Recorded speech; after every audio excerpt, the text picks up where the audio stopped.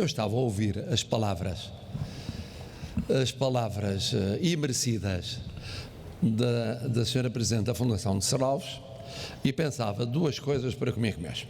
A primeira, que estou a perder o controlo da Casa Civil da Presidência da República porque não soube a tempo que ia receber esta honraria, se não ter-me atravessado contra tal ideia.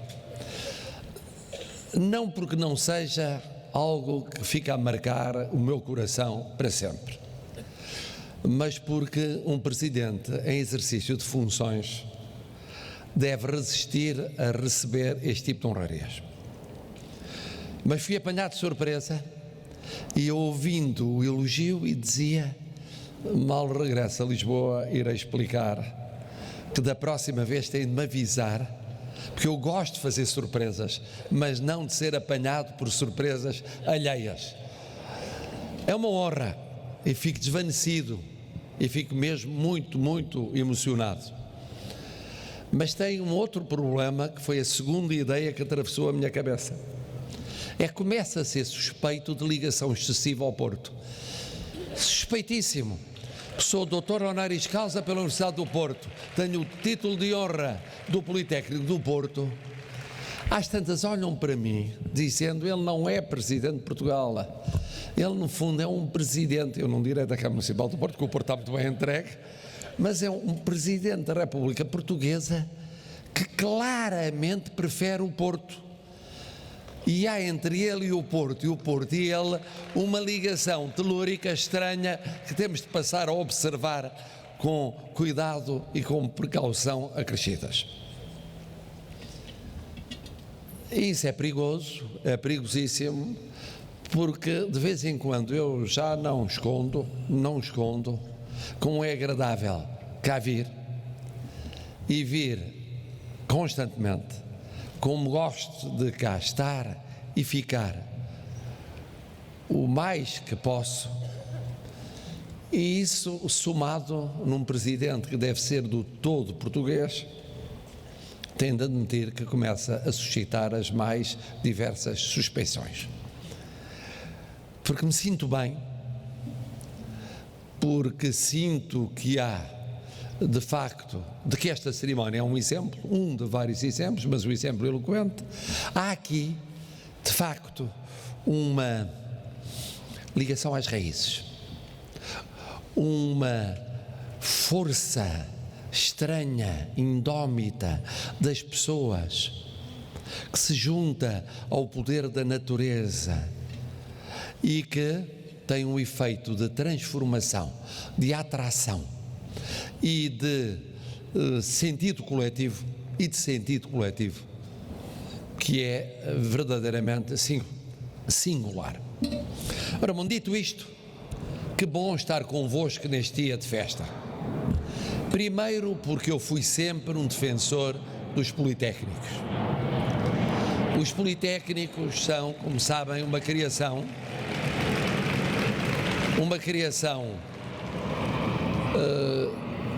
de fim de regime, já na transição da ditadura para a democracia, e que muito deve à capacidade de visão de futuro do professor Veiga Simão. O professor Veiga Simão, ao mesmo tempo que avançava com a multiplicação das universidades, abria um novo caminho, que era o caminho dos Politécnicos no ensino superior português. Eu assisti a esse facto por uma razão muito simples. Eu era estudante universitário e colaborei com um grupo de jovens estudantes, conjuntamente com professores, no quadro da reforma do ensino superior. Éramos todos muito novos, era uma equipa que ia de Veiga Simão a Fraústo da Silva, viria a ser ministro mais tarde, de Vítor Crespo viria a ser ministro mais tarde, a Roberto Carneiro viria a ser ministro mais tarde, também de Pedro Roseta a Helena Roseta, de Alberto Ralha viria a ser secretário de Estado mais tarde, a Adelina Marta Costa viria a ser um líder conhecido em termos parlamentares mais tarde, a António Borges, a Luís Valadares Tavares, e a muitos outros, a Diogo Lucena, a Miguel Beleza. Era um grupo muito vasto que testemunhou esse debate do começo dos anos 70, numa altura em que o regime ditatorial estava exausto, mas em que despontava um anseio de democratização no ensino português, nomeadamente no ensino superior e na ciência.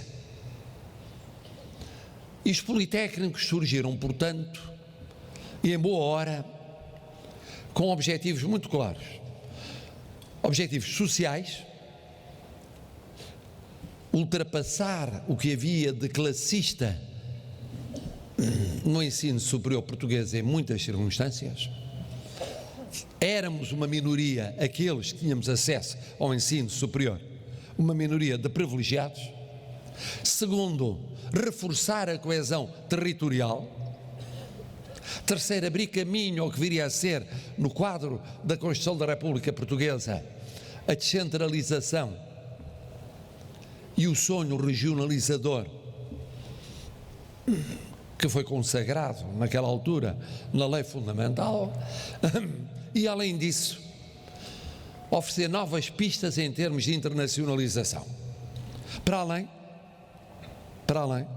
da ligação a um tecido empresarial relativamente incipiente quando comparado com aquilo que é hoje a estrutura económica portuguesa. Eram, portanto, muitos objetivos e ambiciosos. Depois testemunhei o crescimento desse universo politécnico. Um crescimento difícil, onde me vi várias vezes enquanto cidadão em minoria.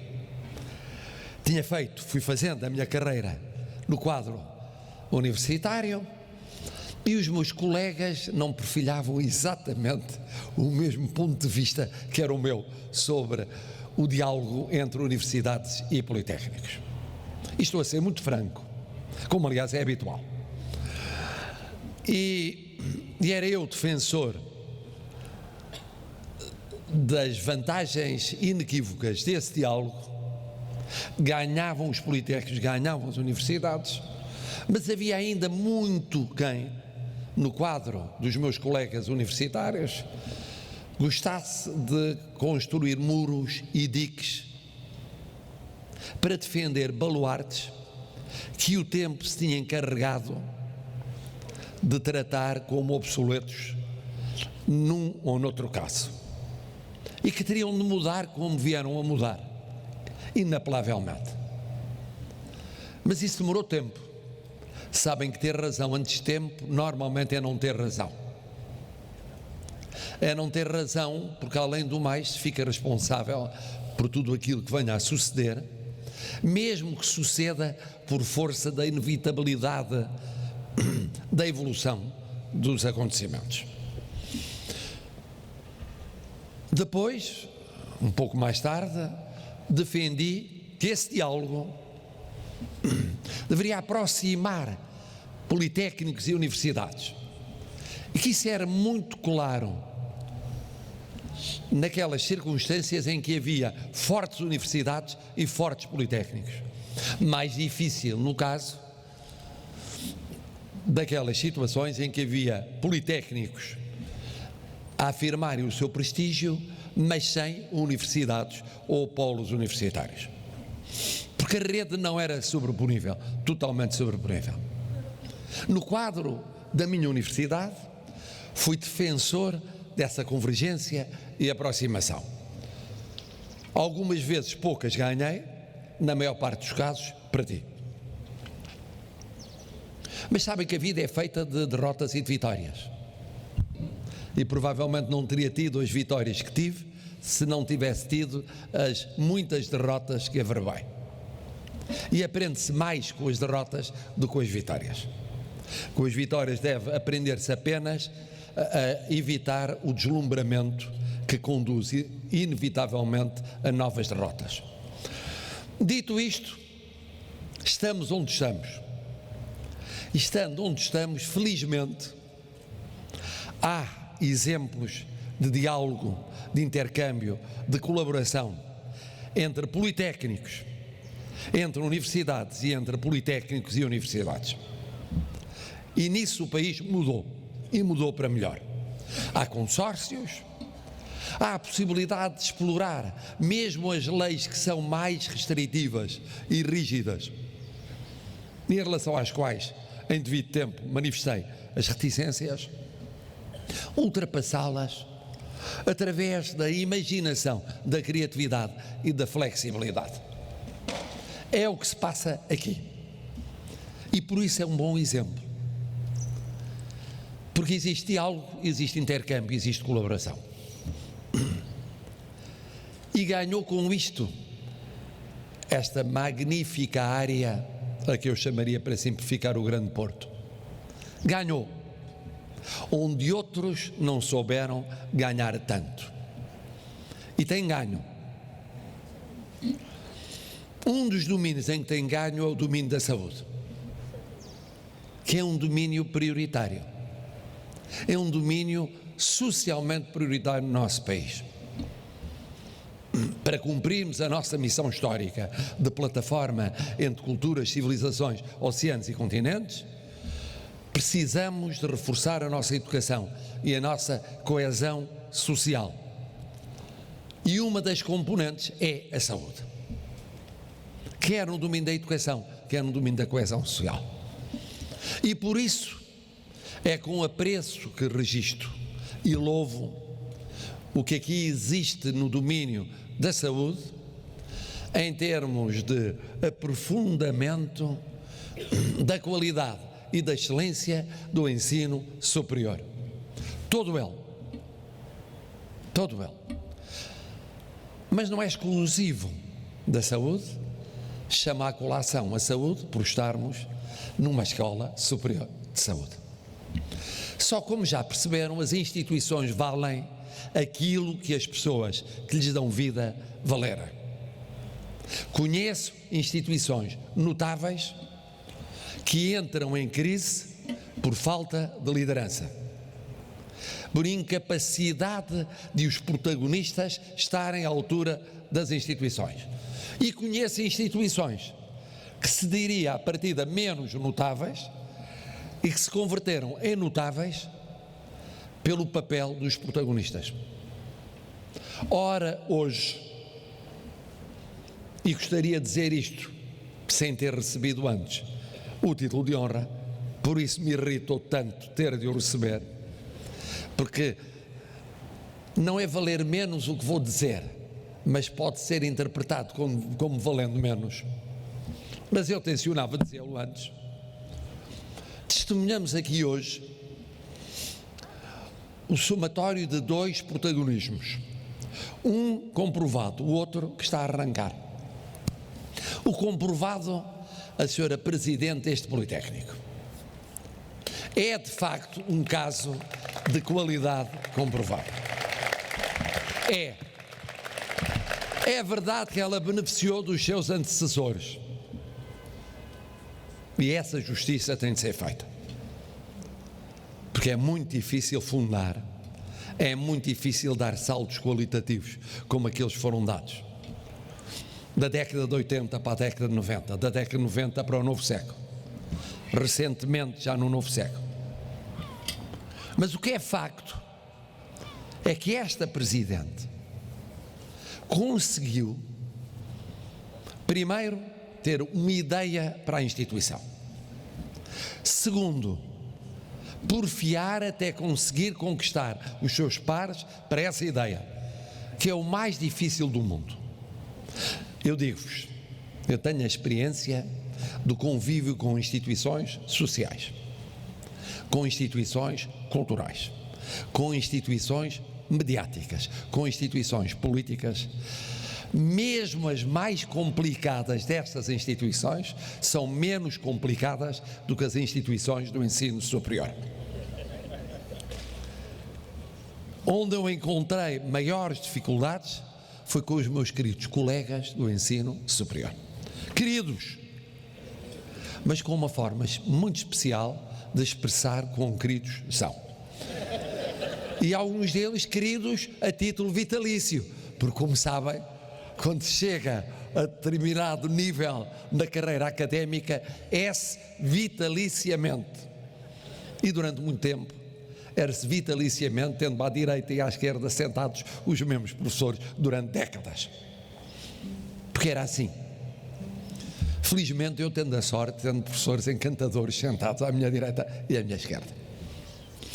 Mas isto para vos dizer que ela soube convencer os seus pares. Primeiro, que era necessário fazer uma transição. Foi feita. Transição até no reenquadramento na disciplina estatutária. Depois era preciso conquistá-los para a reorganização. Sabem o que é isso? Explicar a um professor que a sua cadeira não é a sua cadeira, é a cadeira de uma instituição. Explicar a um departamento, a um conjunto de disciplinas, que não há imutabilidades, não há eternidades. Explicar a unidades orgânicas que o tempo muda e é preciso reformulá-las. É toda uma luta. É toda uma luta. Bom, e isto para dizer, conseguiu fazê-lo. Alterar em estruturas físicas o que era preciso alterar. Criar novas estruturas físicas. Apontar para o futuro. E quando nos apresentou aqui o programa de vida da instituição para os próximos tempos, nós percebemos o que era uma líder. Nós percebemos o que era liderança. Ninguém é líder sozinho, mas nenhuma comunidade é capaz de se afirmar coletivamente sem alguém que protagonize uma liderança. É o seu caso, Sra. Presidente, e por isso eu estou feliz por ter podido estar aqui hoje. Prescindia do título para já, recebi-o depois um bocadinho mais tarde, sendo caso disso, mas já que o recebi, estou muito feliz, mas sobretudo estou feliz por fazer o reconhecimento público da sua qualidade e da sua excelência. Somo a isso uma realidade que essa não esperava, que é a energia indomável de uma diretora que promete imenso para o futuro. Primeiro porque também tem uma ideia para a escola e depois porque adora ser diretora. Eu tenho um respeito imenso pelas pessoas que adoram aquilo que fazem. O português normalmente não tem coragem de o assumir. Faz um ar carregado e diz: eu assumo isso com muita responsabilidade, como um fardo nos meus ombros. E de facto é um fardo. Mas há duas maneiras de assumir o fardo. Quem assume o fardo com ar demasiado penalizado e quem o assume com alegria. É o seu caso. Vi-a saltitante a caminhar aqui para o palco, como quem diz: estou tão feliz de ser diretora desta escola. Estou feliz porque gosto da escola, estou feliz porque gosto dos professores, estou feliz porque gosto dos funcionários e estou feliz porque gosto dos alunos, que é o mais importante. Porque eu várias vezes me cansei dos meus colegas professores, nunca me cansei dos alunos. Nunca me desiludiram. Nunca. Nem me cansaram. Nunca. E portanto este somatório é explosivo. Tão explosivo que cai o pôr do sol, a temperatura desce a ritmo alucinante e eu sinto o meu coração quente, sabendo que estou a contribuir para metade dos presentes ficar com constipação e outra metade ficar mesmo com gripe, o que é um salto qualitativo, mas tudo numa escola de saúde. Portanto, é o sítio adequado para realmente haver esse tipo de patologias. Também não vos escondo, como hipocondríaco, como me sinto feliz por estar nesta escola. Porque é necessário diagnóstico, há diagnóstico. É preciso haver alguma terapêutica, há terapêutica. E a junção do diagnóstico à terapêutica é verdadeiramente motivante. Só queria acrescentar uma palavra sobre aquilo que nos disse a Presidente da Associação de Estudantes. que aliás cola aquilo que eu ouvi à entrada desta instituição. Eu percebo a vossa preocupação. Eu percebo. Primeiro, porque já tive a vossa idade e não me esqueço disso. Segundo, porque sou presidente de todos os portugueses e nesses todos há uma fatia que por natureza tem mais futuro do que todos os demais, e que é a fatia dos mais jovens. E se eu quero um Portugal melhor no futuro, isso passa por oferecer aos mais jovens oportunidades para serem protagonistas desse futuro. Eu acompanho e passo a acompanhar mais de perto aquilo que vos preocupa, quer no que diz respeito à certificação, quer no que diz respeito ao estatuto. Todos sabemos como o país viveu uma crise difícil e ela acarretou sacrifícios, nomeadamente sacrifícios profissionais no quadro da saúde e, mais em geral, da função pública. Também sei dos anseios, do peso dos sacrifícios vividos e de como a saída da crise cria inevitáveis expectativas de uma resolução mais rápida de problemas tão longamente adiados. Registros e tomo-os como uma preocupação e seriamente como uma preocupação de que serei portador. E termino precisamente pelos mais jovens. Todos somos jovens de espírito, os que aqui estamos. Mas depois a matéria não acompanha ao mesmo ritmo o espírito em todos nós. Por muito que façamos, eu faço o que posso, no que me toca. E eu queria, portanto, que a minha saudação final fosse para os mais jovens, com duas ideias muito simples, mas que eu acho que devem presidir a vida sempre e, sobretudo, a vida na vossa idade. Nós buscamos na vida a felicidade e é legítimo que seja assim. E então, em democracia, por uma ideia de razão, aprendi com o tempo aquilo que, quando adolescente, me parecia fundamental, mas hoje é mais fundamental. Só somos verdadeiramente felizes quando fazemos os outros felizes. Ninguém é feliz sozinho, isolado. Não vivemos em ilhas. No vosso caso, no domínio da saúde, isso ainda é mais verdade. A vossa felicidade passa por fazer a felicidade dos outros. E a segunda ideia, muito simples, é esta: aquelas e aqueles que aqui estão, apesar de tudo, são privilegiados. Ainda há muitas e muitos jovens na vossa idade que aqui não entram, que aqui não chegam. E quem mais recebe, mais tem de dar. Eu fui mais privilegiado do que todos vós, porque no meu tempo éramos mais uma minoria do que hoje. Mas no vosso caso, devereis pensar permanentemente nisto: fazer a felicidade dos outros e dar mais porque recebestes mais. E isso é essencial. É disso que se faz uma sociedade justa. É disso que se faz uma sociedade democrática. É disso que se faz uma sociedade progressiva. Dito isto, eu tenho um grande orgulho em ser presidente de pessoas como todos vós. Muito obrigado.